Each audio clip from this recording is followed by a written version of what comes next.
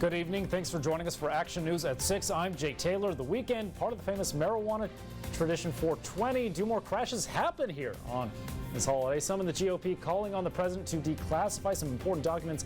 Will the president agree with those members of his own party? Nurses in our state worried cuts to their hours could affect their lives. We'll explain what a new bill could do ahead. The only Yakima news team taking action for you. KIMA Action News starts now.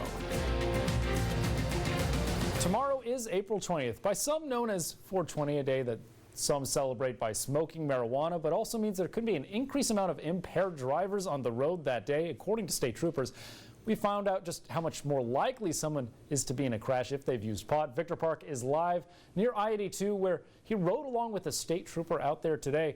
Victor. Good evening, Jake. It's actually starting to rain right now, but as you mentioned, tomorrow is 420, and now officials are urging those who are planning to celebrate to either stay home or find a designated driver. For Washington State Trooper Mike Cortez, it's a normal day on the job, but with recreational marijuana being legal in Washington State for over 6 years, many will be celebrating 420 this weekend. And that has some law enforcement agencies on edge. Anytime you're out celebrating, you need to make sure you're responsible. Make sure you have a designated driver.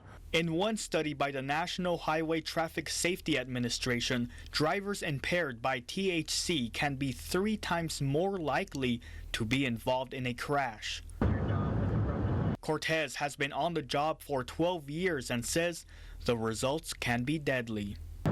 I've been to several collisions that, unfortunately, they were fatality collisions that involved not only marijuana, but a combination of things, marijuana, alcohol, some other controlled substance.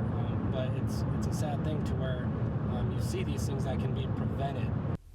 According to one recent study, there were 13 fatalities in Yakima County last year, almost as many as Seattle, with, of course, a lot fewer drivers on the road.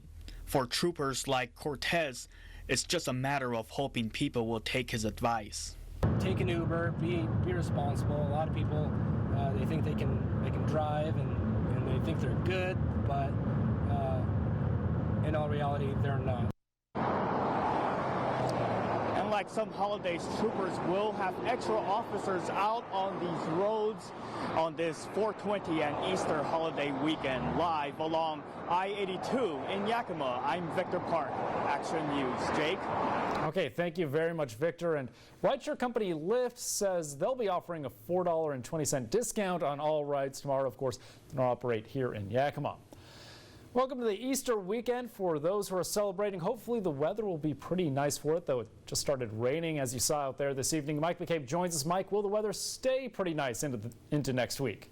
We know we have a beautiful weekend shaping up for us, and the answer for next week, yeah, it's looking really good. We'll show you that to you in our 7-day coming up in your full storm tracker forecast in a few minutes. For tonight, though, we'll call for cloudy skies. Could see some showers through the overnight hours. Be mindful of that. Otherwise, sunshine by the afternoon on Saturday, and Easter looking fantastic. I'll have all the details on your Easter weekend forecast, and of course, next week as well, coming up in just a few minutes.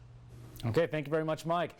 You may have seen something on Facebook. Rumors and worries have been going around of people going missing in the Yakima Valley and the possibility of a human trafficking spree. We found out from police if this is really happening. We reached out to the police department. They say that there are missing people and some runaways, but not any more than they usually see. Police say recently the department has just made more Facebook posts about a few missing teens, and that may have given some of the perception that there's been a big increase in kids going missing. YPD spokesperson Randy Beeler says that's simply not true, though regardless, he says it's always a good idea to be careful and aware of your surroundings. A man brutally attacked in Yakima. Police say a mailman helped save him. It happened on Monday at 104 South 2nd Street. Police say after asking for a cigarette, Aaron Reeves asked the victim if he was, quote, all white and a member of the Aryan Brotherhood, and then attacked. YPD says Reeves beat the man, threw him through a plate glass window, cutting him badly. All of a sudden I saw them scrambling, wrestling, and like fighting, and after a couple minutes, seconds actually, after a couple of seconds I saw one of them push the other guy into the window, and that's when I realized things were getting serious. And Postal Service employees stepped in to stop the attack. Police say Reeves ran into the street to try to force his way into a car. The USPS employee tackled him. Police were able to arrest Reeves. He's facing charges of assault. Police say he has many felonies and misdemeanors on his record. Man has been sentenced to more than 15 years in federal prison for selling meth in the Yakima area. 25-year-old Carlos Peraza-Kissy faced charge of possession with intent to distribute meth. Prosecutors say he bought meth from Yuma, Arizona to distribute here. They say he also sold heroin and fentanyl. He was arrested by the DEA a year ago, and police say he had those drugs on him. YVC breaking ground on a nearly $4 million expansion project. This lot will soon turn into a Larson Gallery tasting room, conference center. Also, there'll be a health facility in the area. By the end of the project, YVC says it'll have checked off all its goals for its 20-year master plan within just 5 years. YVC employees say the health facility could help bring in more healthcare workers to the valley. They'll have new technology, equipment, and more room, which is something they say they were definitely in need of. We select up to 140 students a year who use these 2 rooms. So it is very, very tight. YVC says the new health building will give students a chance to get better hands-on experience and accept more students into their program. Construction expected to be completed by September of 2020. CW wants to make sure people never forget those who died in defense of our country. This week, 2 chairs from the POW MIA Chair of Honor program were unveiled at Central. The chairs honor Air Force Major Sandoane Francisco. Francisco, a fighter pilot and CW graduate, is the only Kittitas County serviceman still listed as missing in action. One chair will be on display at Lind Hall, which houses Central's award-winning Army and Air Force ROTC detachments. The other chair will be at the Veteran Center located in Bouillon Hall.